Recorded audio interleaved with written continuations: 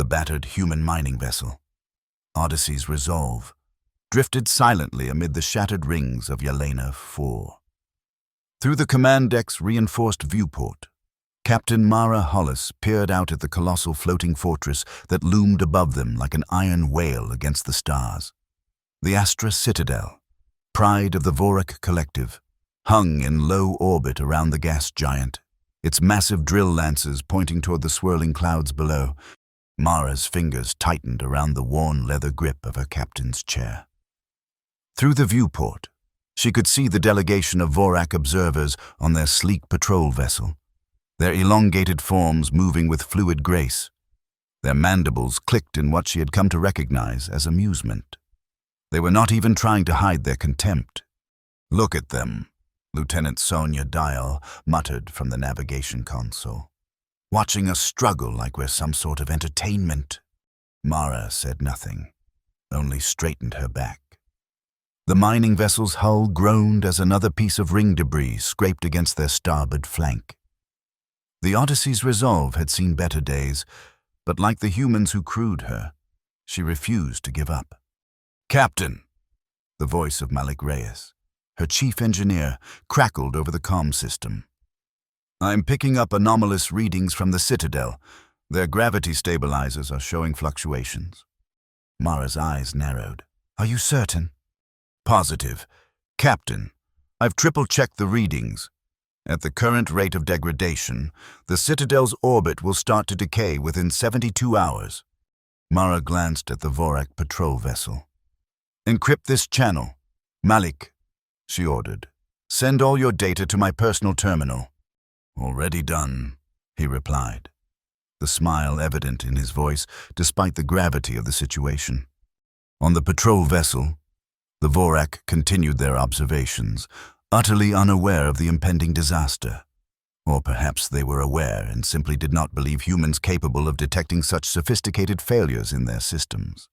After all, what could primitive mining apes possibly know about the intricacies of Vorak graviton technology?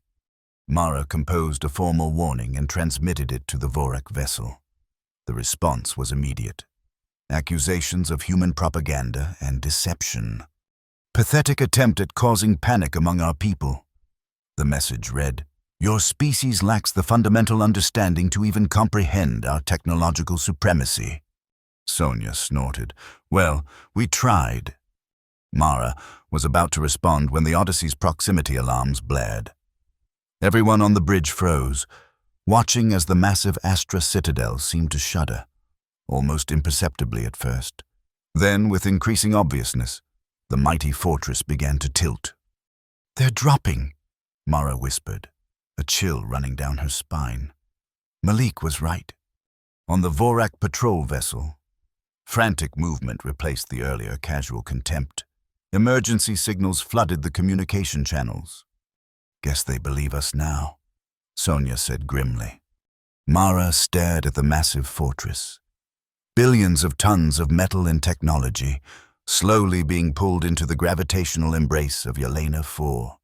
If it fell, the destruction would be catastrophic, not just for the thousands of Vorak aboard, but for the delicate ecosystem of moons and rings that humans had been contracted to mine.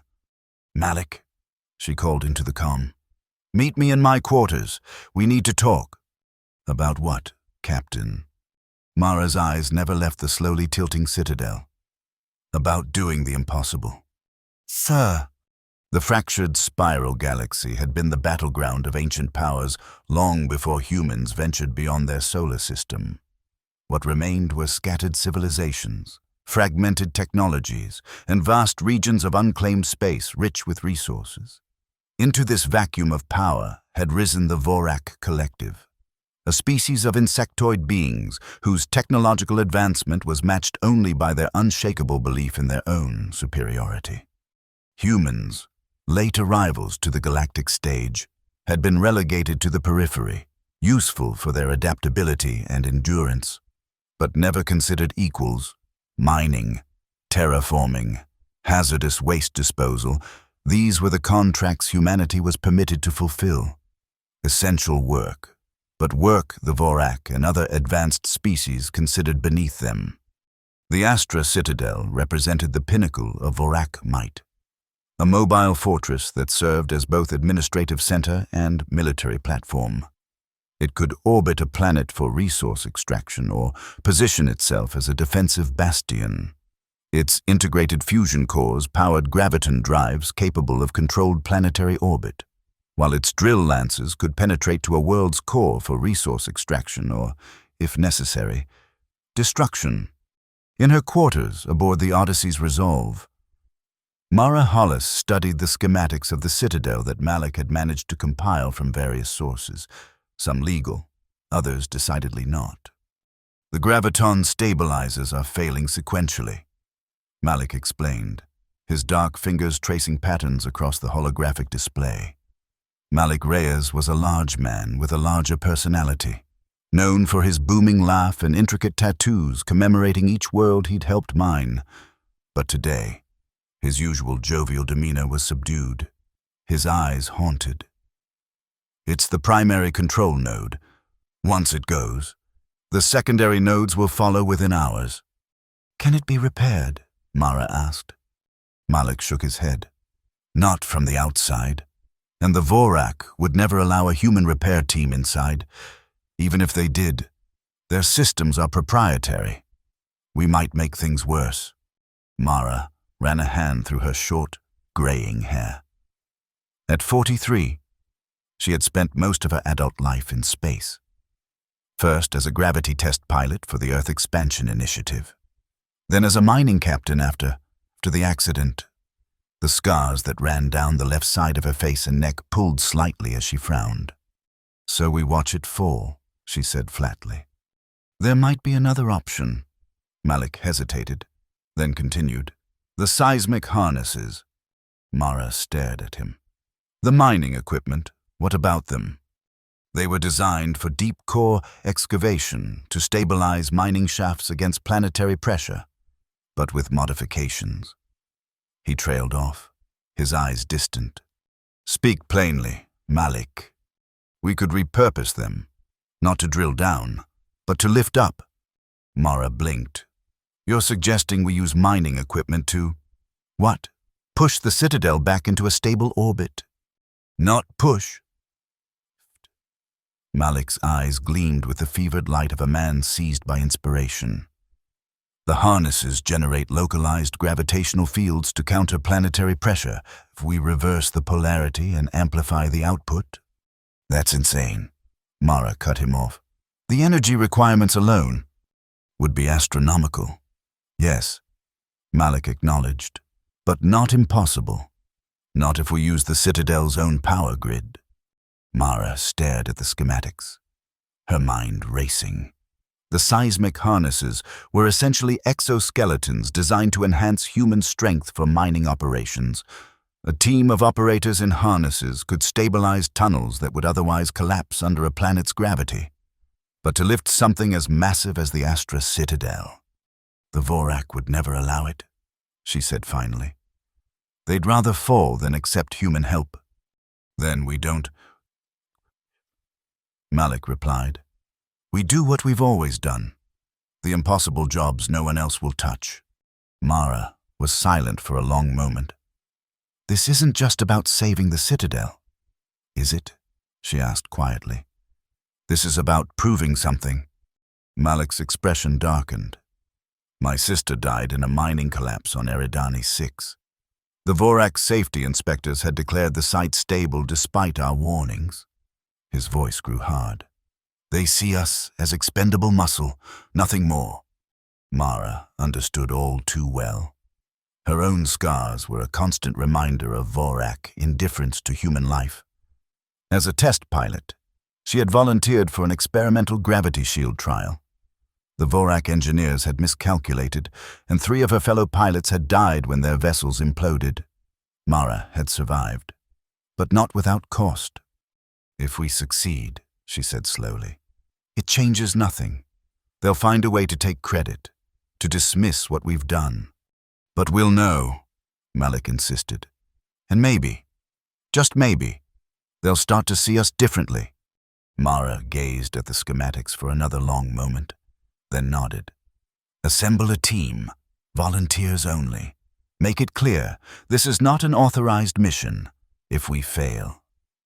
We won't, Malik said with conviction. But they both knew the cost of failure wouldn't just be their lives. It would be yet another confirmation of what the Vorak already believed, that humans were a species of limited potential, useful only for the labor their bodies could provide. Aboard the Astra Citadel, Commander Tazal moved with cold precision through the Crisis Management Center, his iridescent carapace reflecting the red emergency lights.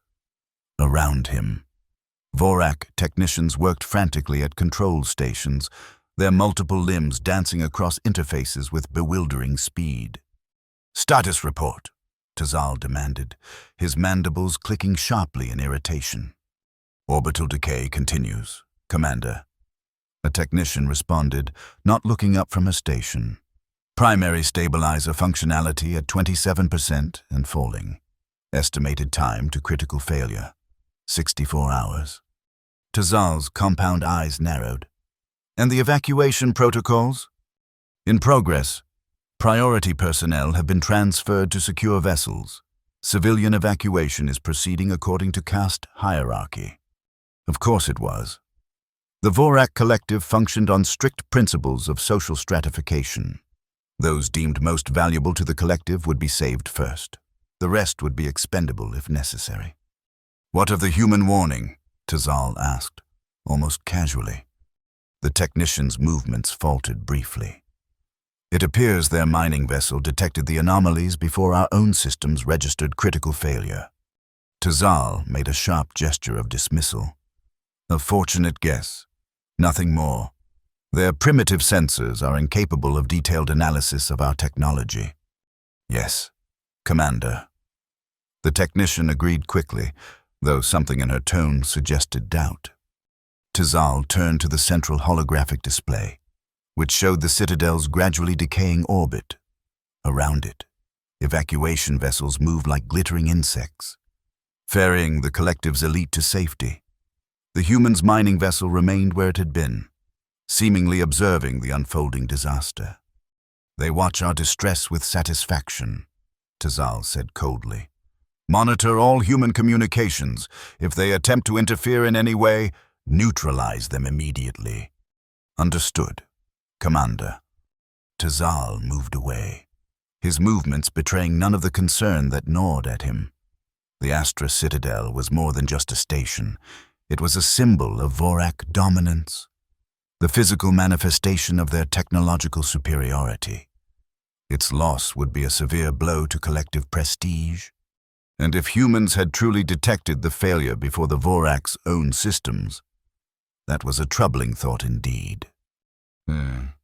In the belly of the Odyssey's resolve, Mara addressed the assembled volunteers. 26 men and women, miners, engineers, and technicians stood before her, their faces grim but determined. I won't sugarcoat this, Mara began. What we're attempting has never been done before. The chances of success are slim, and the Vorak will likely view our intervention as hostile. If you have any doubts, now is the time to step away. No judgment, no questions asked. No one moved. Mara nodded, a tight smile briefly crossing her face. All right then. Malik will brief you on the technical aspects of the mission. Malik stepped forward, activating a holographic display that showed the Astra Citadel's schematics. We have 6 seismic harnesses, each capable of generating a localized gravity field. Normally, these fields are used to counter planetary pressure during deep mining operations. We've modified them to work in reverse, to push against gravity rather than with it. So we're going to push the Citadel back into orbit? Asked Janeway, a veteran tunnel engineer. Not exactly, Malik explained. The harnesses alone don't have enough power. What they can do is create focal points, anchor the Citadel at strategic locations while we tap into its own power grid to amplify our efforts. That means we need to get aboard, Mara added. A reconnaissance team will infiltrate the Citadel to map access points for the stabilizers and power grid. How do we get past Vorak security? Asked Devon Torres, a former Earth military specialist now working as a mining security officer. The evacuation has created chaos, Mara replied. They're focused on getting their elites to safety, not on watching for human infiltration. We'll use one of our maintenance shuttles, the kind they're used to seeing service the outer hull of the Citadel. The plan was methodically explained. A team of 4 would board the Citadel under the guise of routine maintenance, locate the access points for the gravity stabilizers, and map a path for the harness operators. Meanwhile, Malik would finalize the modifications to the seismic harnesses. Questions? Mara asked when the briefing concluded. Just one, said Devon. Why are we doing this? Why risk our lives for the Vorak? They wouldn't do the same for us. A heavy silence fell over the room. It was the question that hung in all their minds, the one that needed answering before they could proceed. Mara looked at each face in turn before responding. We're not doing this for the Vorak, she said quietly.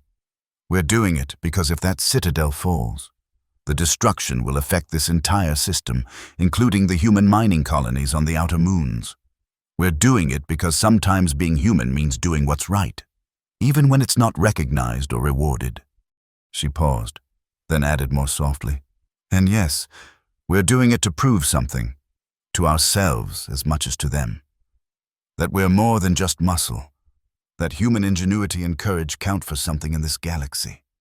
The room remained silent, but something had shifted. The doubt was replaced by resolve, by a shared purpose that transcended the practical reasons for their mission. All right, Mara concluded. Reconnaissance team, prep for departure in 30 minutes. The rest of you, help Malik with the harnesses. We have less than 60 hours before the Citadel reaches the point of no return. As the team dispersed, Malik lingered. You didn't tell them everything, he said quietly. Mara's expression hardened. They don't need to know the full risk yet. If we can't safely tap into the Citadel's power grid, the harnesses could overload, taking their operators with them. Malik finished. I know, but it's not just that, is it? There's something else you're not saying. Mara hesitated, then sighed. If we succeed, if we actually manage to save the Citadel, it changes the balance of power. The Vorak won't just thank us and move on. They'll see us as a threat, or worse, they'll want our technology. The modified harnesses. Exactly. Technology that could potentially counteract their graviton weapons. They'll either try to seize it or eliminate it, and us along with it. Malik's expression grew solemn. So even if we win, we lose. I don't know, Mara admitted, but I do know we can't stand by and watch thousands die, human or Vorak, when we might be able to prevent it. Malik nodded slowly. For what it's worth, I think you're making the right call. Whatever comes after, we'll face it together. Mara squeezed his shoulder, grateful for his steadfast support. Get those harnesses ready. I'll prep the reconnaissance team. As Malik left, Mara turned to the viewport, where the massive silhouette of the Astra Citadel dominated the view. Somewhere in that labyrinthine fortress, Vorak citizens were facing the prospect of their own mortality, perhaps for the first time understanding the fear that humans lived with every day in the dangerous work they were assigned. For a brief moment, Mara allowed herself to hope that this crisis might bridge the gap between their species. Then reality reasserted itself, and she turned away to prepare for the mission. Some bridges could only be built by those willing to risk everything in their construction. The maintenance shuttle approached the Astra Citadel with deliberate slowness, broadcasting standard service identification codes. Inside, Mara and 3 crew members, Devon Torres, Jaina Way, and Elias Okafor, sat in tense silence, each checking and rechecking their equipment. Coming up on access port C-17, Devon reported from the pilot's seat. No response to our approach signal yet. They're busy with the evacuation, Mara said. Stay on course. If they challenge us, we stick to the story. Routine hull integrity check, requested by station operations. The shuttle drifted closer to the massive structure. Up close. The citadel was even more impressive, a floating mountain of metal and composite materials. Its surface dotted with lights, weapon emplacements, and observation decks. As they approached, they could see the evacuation in progress, sleek Vorak vessels detaching from various docking bays, their hulls gleaming in the light of Yelena 4's rings. I'm picking up structural stress indicators all along the southern quadrant, Jaina reported, studying her scanner. The citadel is already beginning to deform under gravitational pressure. Time frame? Mara asked. Accelerating faster than we predicted. I'd say we have maybe 50 hours, not 60. Mara nodded grimly. Devon, take us in. Stay in the shadow of that communications array. It should mask our approach from the main security sensors. The shuttle glided silently through space, using minimal thrusters to avoid detection. They reached access port C-17, a maintenance airlock designed for service drones and occasional human technicians, without incident. No security alerts, Elias confirmed, monitoring Vorak communications. They're too focused on the evacuation to worry about a single maintenance shuttle. Don't get comfortable, Mara warned. Once we're inside, everything changes. Full breathing apparatus at all times. The Vorak atmosphere mix is toxic to humans in prolonged exposure.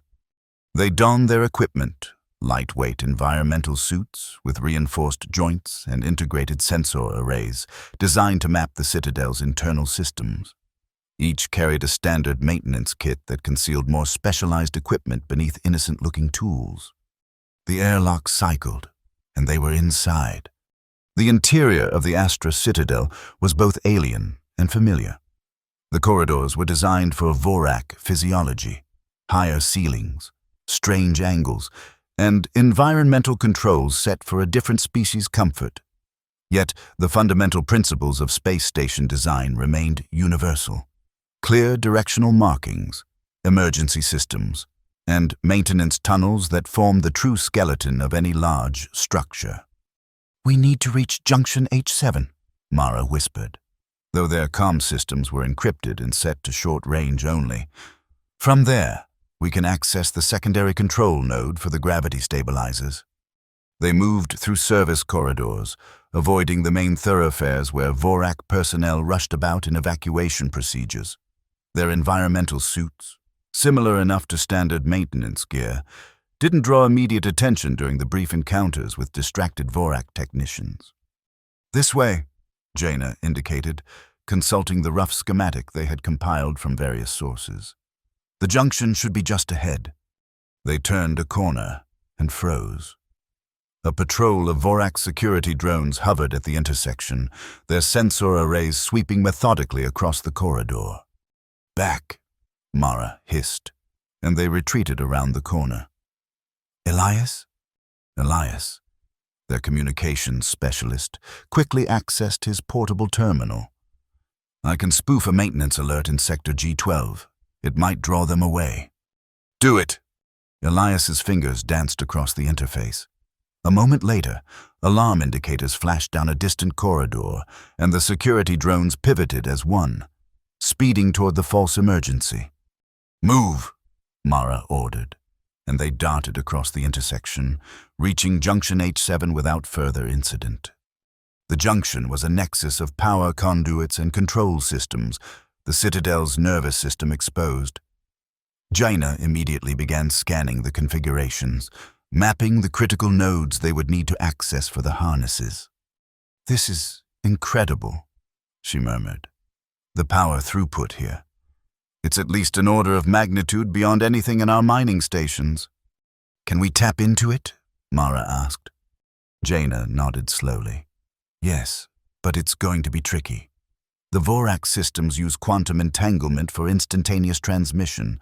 We'll need to create adapter nodes for our harnesses. How long? With Malik's help, Maybe 12 hours of fabrication time. Mara frowned. That cuts it close. Wait, Devon interrupted, his voice sharp with sudden tension. Security alert. They've detected unauthorized access to the junction systems. Finish the scan. Mara ordered Jaina. Devon, Elias, defensive positions. We need 3 more minutes. Devon and Elias moved to cover the 2 entrances to the junction, their maintenance tools now revealing their secondary function as improvised weapons. Mara stayed with Jaina, watching the progress of the scan with mounting tension. Almost there, Jaina whispered. 87%. 92. The sound of approaching Vorak security forces echoed down the corridor, the distinctive click hiss of their movement growing louder. Jaina. Almost. Got it. Transfer complete. Mara activated her comm. Odyssey, we have the data. Extraction point C-17 now. They moved swiftly back through the corridors, no longer concerned with stealth but with speed. Behind them, security alerts blared, and the heavy footfalls of Vorak security forces reverberated through the station. They were halfway to the extraction point when disaster struck. A security barrier slammed down ahead of them, cutting off their escape route. Alternative path, Mara snapped. Jaina? Jaina consulted her scanner. Maintenance tube J3, 50 meters back and to the right. It should bypass the security grid. They doubled back, locating the narrow access tube, barely large enough for a human to crawl through, one by one. They entered, with Mara taking the rear position. They had crawled perhaps 20 meters when Mara's comm crackled to life. Captain, Malik's voice came through, tense with urgency. Station security is scanning all maintenance systems. They'll detect the tube access any second. Options? Mara asked, continuing to crawl forward. There's an external maintenance hatch 30 meters ahead. It'll put you on the hull, about 200 meters from where the shuttle is docked. External traverse? Mara's blood ran cold. The surface of the Citadel was not designed for human movement, especially not in maintenance suits rather than proper EVA gear. It's that or capture, Malik replied grimly. Understood. Relay coordinates to Devon. They reached the external hatch, and Devon worked quickly to override the safety protocols. The hatch swung open, revealing the vast, curved surface of the Citadel's hull, with Yelena 4's swirling storms visible far below. Magnetic boots activated, Devon confirmed. Stay low. Use the structural ridges for cover. Move one at a time. One by one. They emerged onto the hull, securing themselves with magnetic anchors and safety lines. The journey was harrowing, 200 meters of exposed hull, with minimal cover and the constant threat of security sensors sweeping the area.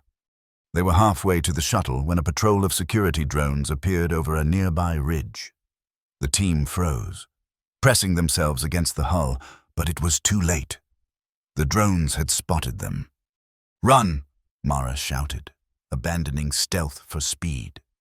They raced across the hull as energy pulses from the drones struck around them, leaving scorched craters in the Citadel's outer plating. Devon reached the shuttle first, quickly powering up the systems while the others provided covering fire with their emergency flare guns, the pulses of bright light temporarily blinding the drone's optical sensors. Elias stumbled as a drone's shot grazed his leg, the impact spinning him away from the hull's surface. Mara lunged, catching his tether before he could drift into space. I've got you, she grunted, pulling him back to the surface. Jaina, help me get him to the shuttle. Together, they dragged the injured Elias the final distance to the waiting shuttle. As the airlock sealed behind them, Devon fired the thrusters, breaking away from the Citadel's surface just as a larger security vessel rounded the curve of the station.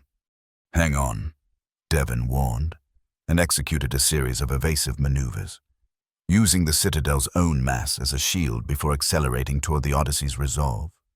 In the shuttle's cramped cabin, Mara checked Elias's injury. The drone's energy pulse had melted through his suit and seared the flesh beneath. but the wound wasn't life-threatening. "Did we get everything we need?" Elias asked through gritted teeth. Mara nodded, helping Jaina apply a medical sealant to the wound. "Everything and more. The Citadel's power grid is even more extensive than we thought." "And more unstable," Jaina added. "The gravity fluctuations are causing cascade failures throughout the system. We have less time than we estimated." Mara's expression hardened.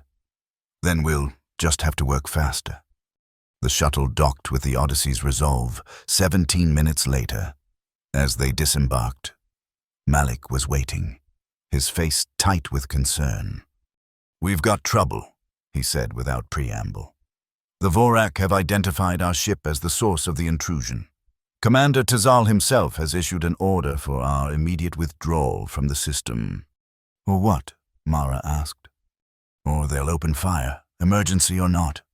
Mara's laugh was short and bitter. "Of course they would. Even facing destruction, their pride comes first."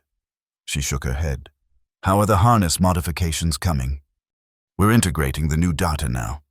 But Mara, even with everything we've learned, this is still a long shot. The power requirements will be met," she interrupted firmly. "They have to be," she turned to the others. "Get Elias to medical. Jaina, work with Malik on the harness adaptations. Devon, I want continuous monitoring of the Citadel's structural integrity." As the team dispersed to their tasks, Mara made her way to the bridge. Sonia Dayal looked up as she entered. "Captain, we're receiving a priority transmission from the Citadel. Commander Tazal is demanding to speak with you personally." Mara straightened her shoulders, brushing futilely at the grime on her environmental suit. "Put him through." The view screen flickered, and the cold, alien visage of Commander Tazal appeared. His compound eyes gleamed with barely suppressed fury. "Captain Hollis." His artificial voice translator rendered his clicks and hisses into flat, emotionless standard. "Your vessel has committed an act of aggression against the Vorak Collective. Explain yourself." Mara met his gaze steadily. "We detected catastrophic failures in your gravity stabilizers. We attempted to gather data that might help prevent disaster. By infiltrating a secure Vorak installation, by accessing restricted systems?" Tazal's mandibles quivered in what Mara recognized as extreme agitation. "Your species' arrogance is matched only by its primitive understanding. You will withdraw immediately or face destruction." "The Citadel is falling," Mara replied calmly. "Your evacuation is proceeding too slowly. Thousands will die if the station reaches critical orbital decay. That is a Vorak concern, not a human one. It became our concern when you positioned the Citadel in the midst of human mining operations. If it falls, the resulting debris field will threaten every facility in this system, including human ones." Tazal's compound eyes narrowed. "Then withdraw to a safe distance. The Collective will compensate any losses." "We have another option," Mara said. "We've developed technology that might stabilize the Citadel's orbit long enough to complete evacuation or effect repairs." For a moment, Tazal seemed taken aback. Then his mandibles clicked in what Mara had learned was the Vorak equivalent of derisive laughter. "Human technology to save a Vorak Citadel. You overestimate your capabilities. Captain Hollis, your mining equipment is crude at best, primitive at worst." "Perhaps," Mara acknowledged. "But it's designed to work in the most extreme gravitational conditions. We've modified our seismic harnesses to—" "Enough," Tazal cut her off. "The Collective does not require human assistance. Your offer is noted and rejected. Withdraw your vessel immediately." The transmission cut off abruptly, leaving Mara staring at a blank screen. "Well," Sonia said dryly, "that went about as expected." Mara turned away from the screen, her jaw set in determination. "Maintain position. Alert me the moment Malik has the harnesses ready." "Captain," Sonia said hesitantly, "you heard the commander. If we don't withdraw, then they'll fire on us." Mara finished. Or try to. But they've got bigger problems right now than one stubborn mining vessel. They need every resource for the evacuation. And if they do fire, Mara's scarred face hardened. Then we'll deal with that when it happens. But I won't abandon thousands to die because of Vorak pride. In the Odyssey's cargo bay, Malik and his team worked feverishly on the modified seismic harnesses. The machines, originally designed as exoskeletons to support miners in high-pressure environments, now bristled with additional components and power converters. The interface adapters are integrating with the Vorak power signatures. Jaina reported, studying the diagnostic displays. But the conversion efficiency is lower than we hoped. We're losing nearly 30% in the translation. Malik frowned, making adjustments to one of the harnesses. We can compensate by increasing the number of connection points. Instead of 6 primary nodes, we'll use 12 distributed nodes. That spreads our people thin, Jaina warned. Each harness operator will have less backup. It's that or insufficient power. Malik replied grimly. The cargo bay doors slid open, and Mara entered. She surveyed the organized chaos, engineers and technicians swarming around the 6 massive harnesses, each nearly 3 meters tall when fully deployed. Status? She asked, approaching Malik. We're ready for preliminary testing, he replied. But there's a complication. The power transfer will be less efficient than we calculated. We need to distribute the load across more connection points. Mara's expression remained impassive, but Malik knew her well enough to see the concern in her eyes. How does that affect our chances? Honestly, I don't know. In theory, it should work. In practice, he shrugged, his massive shoulders rising and falling heavily. We've never attempted anything on this scale before. Mara nodded slowly. Test the first harness. I want to see it in operation before we commit. Malik gestured to his team, and they cleared a space around the first modified harness. A volunteer, Ricky Sato, one of their most experienced mining specialists, stepped forward. With the help of 2 technicians, she was secured into the exoskeleton, its armored segments closing around her limbs and torso. Power at 20%, a technician called out. The harness hummed to life, servos and hydraulics adjusting to Ricky's movements. Around her, the air seemed to shimmer slightly, the visible manifestation of the localized gravity field beginning to form. 30%, 40%. Ricky raised her arms, the harness amplifying the movement with fluid precision. The gravity field intensified, and nearby objects, tools, a water container, a data pad, began to float upward, caught in the anti-gravitational effect. 50%, 60%. The hum grew louder, and warning indicators flashed on the diagnostic panels. Ricky grimaced, her body tensing against the strain of controlling the powerful machine. 70%. A power coupling exploded in a shower of sparks, and the harness emitted a high-pitched whine. Ricky cried out, her face contorted in pain. "Shut it down," Mara ordered sharply. The technicians scrambled to cut power, and the harness went dark. Ricky sagged within its frame, breathing heavily but uninjured. "What happened?" Mara demanded. Malik was already examining the damaged coupling. "Power surge. The conversion matrix couldn't handle the load." He looked up, his expression grim. "We need to reinforce the couplings and add surge protectors." "How long?" 4 hours, minimum." Mara's comm unit buzzed. "Captain," Devon's voice came through, tense with urgency. "The Citadel's orbit is decaying more rapidly than predicted. Structural integrity at 64% and falling. Revised estimate puts critical failure at 39 hours. Mara and Malik exchanged a look. "We don't have 4 hours," she said quietly. Malik ran a hand over his face. "We need to test the fixes before we deploy. If the harnesses fail while our people are on the Citadel..." "I know."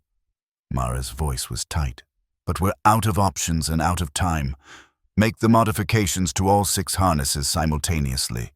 Use every engineer we have. I want them ready in 2 hours. Mara, that's not enough time for proper testing. It's all the time we have, she replied, her tone brooking no argument. The Citadel is falling, and thousands will die if we don't act. 2 hours. Malik. He held her gaze for a long moment, then nodded. 2 hours. As Mara turned to leave, he called after her. What about the Vorak? Tazal won't just let us approach the Citadel again.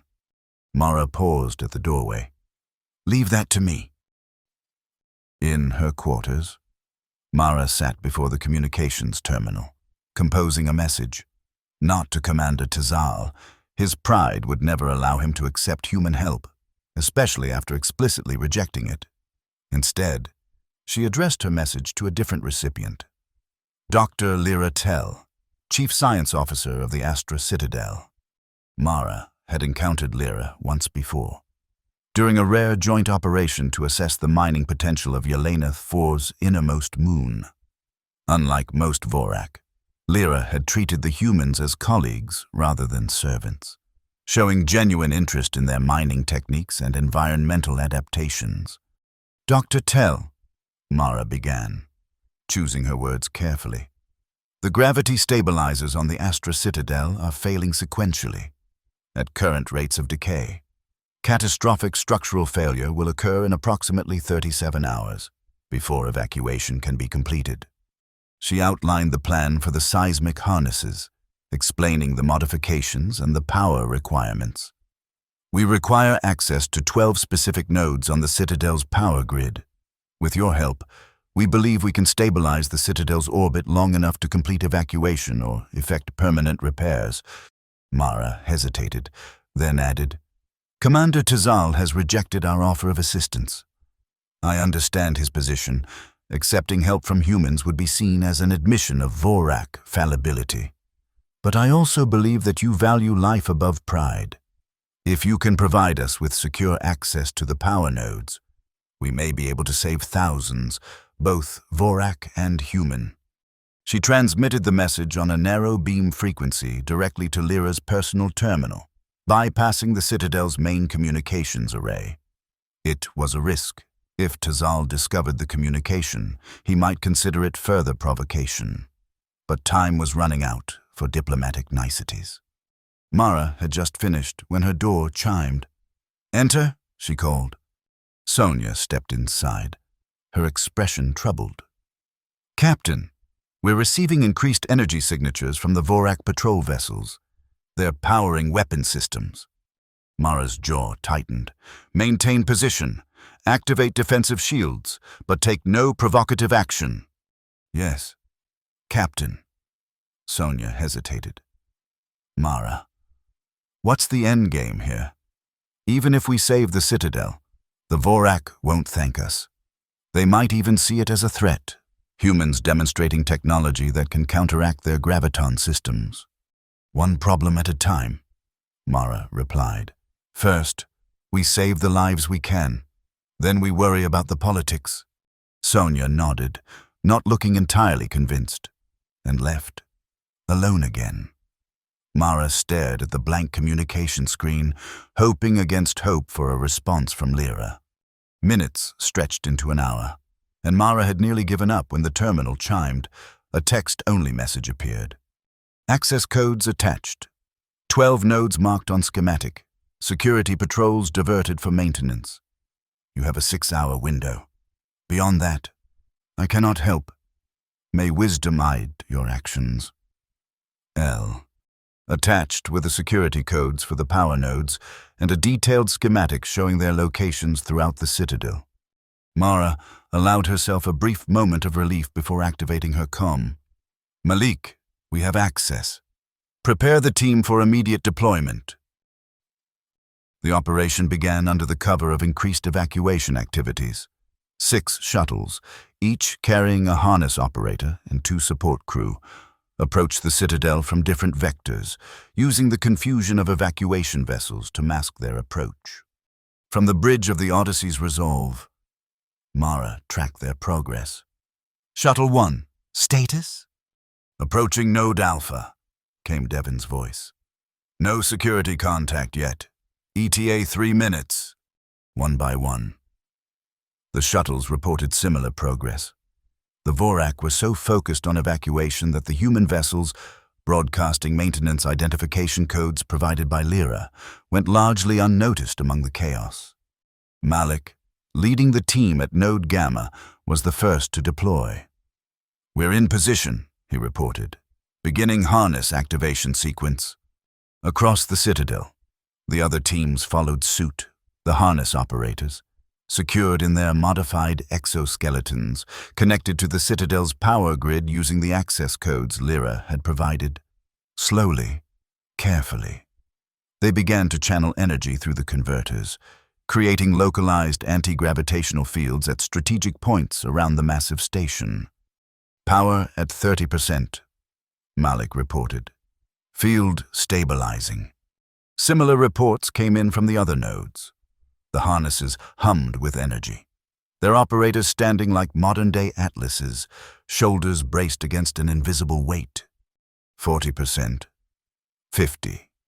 Warning indicators flashed on several harnesses, but the reinforced couplings held. The operators grimaced with concentration, their bodies straining despite the exoskeleton's support. 60%. 70. On the Odyssey's bridge, Devon monitored the Citadel's position. Orbital decay.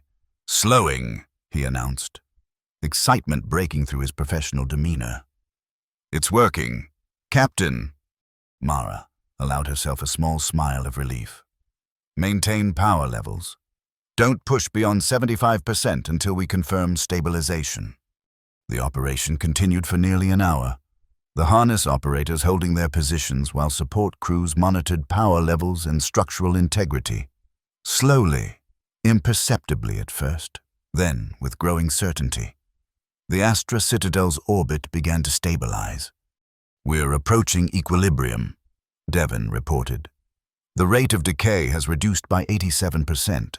At current levels, the Citadel will maintain structural integrity long enough to complete evacuation and effect repairs. A cheer went up on the bridge, quickly silenced by Mara's raised hand. It's not over yet, she cautioned. We need to maintain position for at least another 3 hours to ensure stability. The celebration had barely died down when alarms blared. Captain, Sonia called out. Multiple Vorak security vessels approaching our teams. They've detected the power draw. Mara's blood ran cold. Warn the teams. Tell them to maintain position at all costs if they disconnect now. The Citadel will resume falling. Devon finished grimly. On the comm, Malik's voice came through, tense with effort. Security drones at Node Gamma. They're demanding we disconnect and surrender. Stall them, Mara ordered. Explain what we're doing. Make them understand. I'm trying, but Malik's transmission cut off abruptly. Malik, Mara called. Node Gamma, respond. There was no answer. On the tactical display, red warning indicators flashed around Node Gamma's position. Power fluctuations at Node Gamma, Devon reported. The harness is offline. Mara's mind raced. Without all 12 nodes, the remaining harnesses would be forced to compensate, pushing them beyond safe operational parameters. Redistribute power to the remaining nodes, she ordered. Increase output to 85%. Captain, that exceeds safety tolerances, Sonia warned. The operators will hold as long as they can, Mara finished. It's that or let the Citadel fall. The orders were relayed, and the remaining harness operators pushed their machines to the limit. Warning indicators flashed across the board as the exoskeleton strained against the increased load. Node Delta reporting critical power levels, Devon called out. Harness integrity failing. Node Epsilon operator reporting physical distress, Sonia added. Medical team standing by. Mara gripped the arms of her chair, her knuckles white. Hold position. Just a little longer. The minutes stretched into an eternity as the remaining teams fought to maintain the Citadel's position, one by one. The harnesses approached critical failure, their operators pushed to the limits of human endurance. Then, just as hope began to fade, Malik's voice crackled over the comm. "Node Gamma back online." "Malik," Mara exclaimed, "what happened?" "We had unexpected help," he replied, his voice strained with effort. "Dr. Lyra intervened, convinced the security forces to stand down." Relief flooded through Mara. "Status of the harness. Operational, but damaged. We're at 60% power. Best we can manage." "It's enough," Devon confirmed. "Orbital decay has stabilized. The Citadel is holding position." For the next 2 hours, the human teams maintained their positions, the harnesses creating a web of anti-gravitational force that held the massive Citadel in its proper orbit. Vorak engineering teams, finally acknowledging the human intervention, worked frantically to repair the primary gravity stabilizers. "Vorak stabilizers coming online," Devon reported eventually. "Primary node at 40% capacity and rising. Tell the teams to begin powering down," Mara ordered. "Gradually, 5% intervals. Let the Vorak systems take over the load, one by one."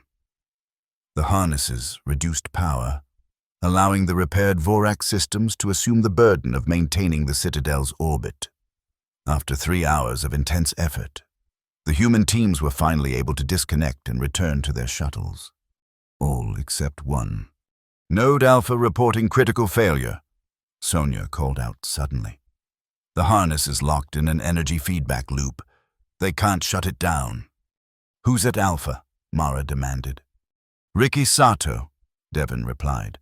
"The surge protectors have failed. If the loop continues, the harness will overload catastrophically." "Causing what?"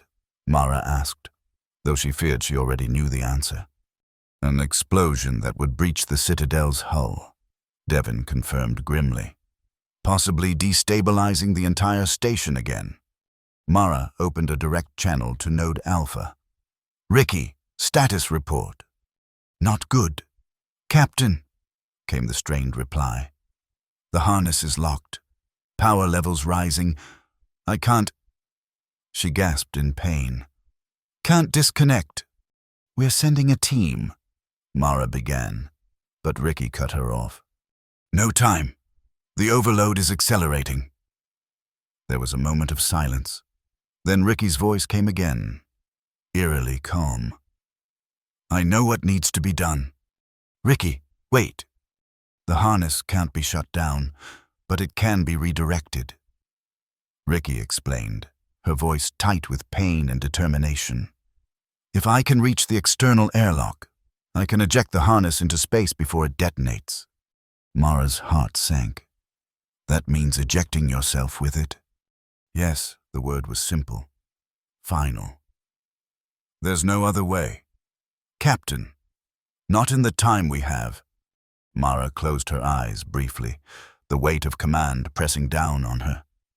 "Is there anyone who can help you?" "My support team is unconscious from the energy discharge. It's just me now." Ricky's breathing was labored. "I can do this." "Captain, I can save the Citadel." "Ricky." "It's okay," Ricky interrupted gently. "We all knew the risks. Tell my sister, tell her I finally found something worth lifting." The comm went silent for several long moments. Then Devon's console beeped. "Airlock cycling at Node Alpha," he reported quietly. "Exterior doors opening." On the tactical display, a small light representing Ricky's harness moved from the Citadel's interior to its exterior surface, then continued outward, drifting away from the station. "Energy spike," Sonia called out. "Massive power surge detected." A brilliant flash illuminated space near the Citadel as Ricky's harness detonated.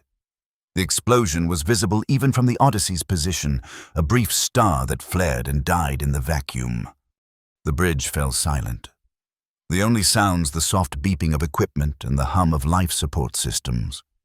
Mara stood motionless, her face a mask of controlled grief. "The Citadel?" she asked finally. "Stable," Devon replied softly. "The explosion caused minimal damage to the outer hull. Vorak repair teams are responding." Mara nodded once, sharply. "Recall all teams. Prepare for departure." "Captain?" Sonia questioned. "Shouldn't we wait for—" acknowledgement from the Vorak. Mara's laugh was short and bitter. "We won't get it. Sonia, not officially. We've embarrassed them by succeeding where they failed. The best we can hope for is to be ignored rather than punished." As if in response to her words, the communications system chimed. "Incoming transmission from the Astra Citadel," Devon announced, surprise evident in his voice. "It's Commander Tazal." Mara straightened her shoulders. On screen, the view screen flickered to life, revealing Tazal's insectoid features. For once, the Vorak commander seemed subdued, his usual arrogance tempered by recent events. "Captain Hollis," he began, his artificial voice strangely hesitant. "The Astra Citadel has stabilized. Our engineers report that human intervention was instrumental in preventing catastrophic failure." Mara inclined her head slightly. Waiting. Tazal's compound eyes shifted, a sign of discomfort in Vorak body language. "The collective acknowledges your assistance in this matter. Appropriate compensation will be arranged for the loss of your equipment and personnel." Mara's jaw tightened. "Her name was Riki Sato, Commander. She gave her life to save thousands of your people." Tazal was silent for a moment. "This sacrifice will be noted in the collective records," he said finally. "The human, Riki Sato, acted with unexpected courage. It was as close to gratitude as a Vorak commander would ever express." Mara nodded, accepting it for what it was. "The collective would also express interest in the technology you employed," Tazal continued, his tone shifting to something more calculated. "The modifications to your mining equipment showed potential applications beyond their original purpose. And there it was. The real reason for the communication. Not gratitude, but acquisition." Mara had expected nothing less. "The seismic harnesses are proprietary human technology, Commander," she replied evenly. "Their specifications remain under Earth Expansion Initiative protection." Tazal's mandibles clicked in irritation. "Such protections can be negotiated. Captain Hollis, the collective is prepared to offer significant concessions in exchange for full technical disclosure. I'll relay your interest to Earth authorities," Mara said non-committally. "In the meantime, we request permission to recover our remaining equipment from the Citadel." Tazal seemed about to object, then inclined his head in a gesture of reluctant acquiescence. "Granted, a security escort will be provided." The transmission ended, and Mara turned to her officers. "Prepare recovery teams. I want our people and equipment back aboard within 2 hours. After that, we're leaving this system." As the bridge crew set about their tasks, Mara moved to the viewport, gazing out at the now stable Astra Citadel. Somewhere within that massive structure, thousands of lives continued, lives that would have ended without human intervention. Whether the Vorak acknowledged it or not, something had changed today. A soft chime from her personal communicator drew her attention. The message was text only, unmarked, but Mara knew immediately who had sent it. "What you did today will not be forgotten, at least not by all. Some of us see more clearly now. The strength of humans lies not in the weight you can bear, but in the spirits you choose to lift. Safe journey. Captain Hollis, until our paths cross again. L." Mara smiled faintly, tucking the communicator away. Perhaps there was hope after all, not for grand political change or immediate recognition, but for small shifts in understanding. Today, humans had proven themselves more than just muscle. They had demonstrated ingenuity, courage, and sacrifice. And that Mara thought as she turned back to her duties, was a beginning. 2 days later, the Odyssey's resolve prepared to depart the Yelena system. The remaining harnesses had been recovered, though heavily damaged, and the crew had held a solemn memorial service for Riki Sato. Her personal effects would be returned to her family on Earth, along with a commendation for valor, small comfort for such a loss, but all they could offer. Malik entered the bridge, his normally jovial face solemn. "Final checks complete. Captain, we're ready to depart." Mara nodded. "Set course for the Eridani mining colony. We'll make repairs there before returning to Earth." "And the report to Earth Central about the harnesses?" Mara considered the question carefully. The modified seismic harnesses had proven far more effective than anyone had anticipated. In the wrong hands, Vorak or human, such technology could be weaponized, used to destabilize stations or even planetary defense systems. "We'll report the facts," she said finally. The harnesses were effective but unstable. Without significant refinement, they represent more danger than benefit to their operators. Malik nodded. "Understanding the subtext, let the technology develop slowly, cautiously, with proper safeguards. Don't rush toward weapons that could escalate tensions between species." "What about the Vorak?" he asked.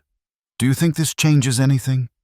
Mara turned to the viewport, where the Astra Citadel was visible as a distant, gleaming structure against the gas giant's swirling surface. "For most of them, no. They'll find ways to explain what happened that preserve their sense of superiority. Official records will minimize our contribution, emphasize the Vorak engineers who completed the repairs. And unofficially?" "Unofficially," Mara smiled slightly. "I think some of them will remember. Dr. Lyra. Certainly. Perhaps others who witnessed what happened. Seeds of respect have been planted, however reluctantly." Malik snorted. "Small comfort for Riki's family." "Yes," Mara agreed soberly. "Too small, but it's something, a beginning." She took her place in the captain's chair and addressed the helm. "Take us out, Lieutenant Dial. Standard departure protocol." As the Odyssey's resolve pulled away from Yelena 4, Mara found herself thinking of Riki's final words. "I finally found something worth lifting. Not mining ore or building tunnels, but saving lives, both human and alien. Perhaps that was the true measure of strength, not how much weight one could bear, but how many spirits one could lift when the universe demanded the impossible." The mining vessel accelerated into the darkness of space, leaving behind a changed station and perhaps, in some small way, a changed perception of what humans were capable of. Not just muscle, but heart. Not just labor, but ingenuity. Not just endurance, but hope. And in a galaxy as vast and cold as the fractured spiral, hope was perhaps the most powerful force of all.